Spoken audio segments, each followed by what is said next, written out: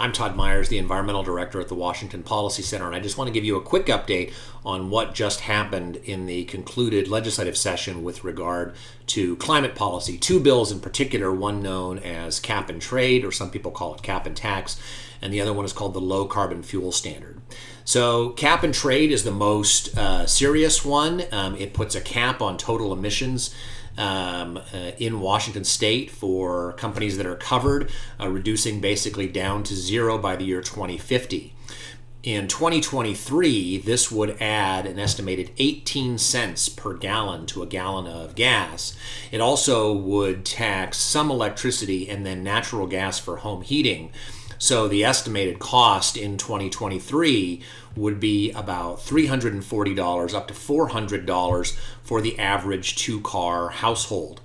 The low carbon fuel standard adds a couple of cents more in 2023 for a total of about 20 cents per gallon between the two policies. The low carbon fuel standard and cap and trade both increase costs over time, so you could see costs of 50 cents a gallon by the year 2030 under a number of different scenarios using current prices. Both bills actually also assume an additional 5 cent per gallon gas tax increase to pay for transportation projects before they could be implemented. The governor, however, says he doesn't support that linkage and has threatened to veto it. So if he vetoes it, both of those bills will go into effect essentially immediately without any funding going for transportation. The problem with these bills also is that they have a very high cost for the environmental benefits that they provide.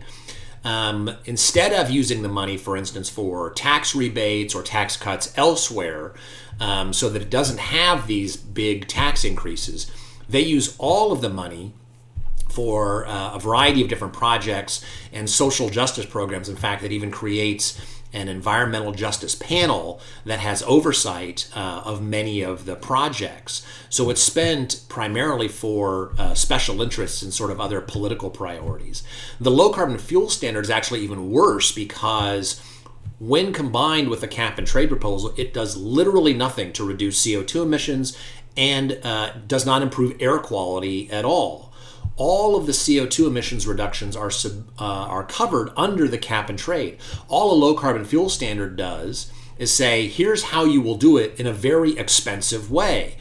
The way a low carbon fuel standard works is that oil and gas companies are required to buy credits from biofuel companies to reduce the carbon intensity of fuel. So the money just goes between them. None of the additional costs at the pump go to transportation.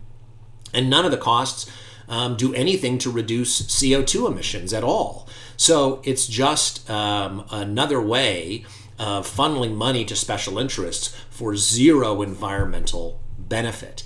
There are requirements in the bill to improve or to increase biofuel production in Washington state, both from farmers and then with a new biofuel production plant.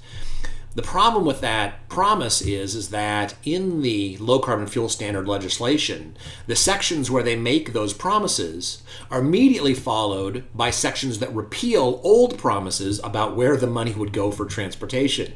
So those promises can just as easily be repealed if it appears that Washington state is not going to meet those targets. They did it literally in this bill right after where they make those promises. The bottom line of both of these bills is that people in Washington state will see about a 20 cent per gallon gas tax increase in 2023 and about $340 to $400 per two-car household, and that will increase over time. So we will be doing a more thorough analysis, more detailed analysis of these and other bills coming out of the legislature. You can find that on the environment and the other areas that we cover at washingtonpolicy.org.